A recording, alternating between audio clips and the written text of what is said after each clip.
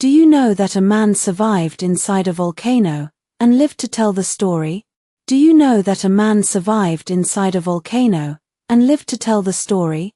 In 2019, explorer Sam Cossman descended into the crater of Marum Volcano, one of the most dangerous active volcanoes on Earth. He was just meters away from a massive lava lake, with temperatures hot enough to melt metal. The air was filled with toxic gases, and one wrong step could have been fatal. At one point, rocks started falling from above as the volcano rumbled. But he kept going, capturing some of the closest footage ever recorded inside a volcano.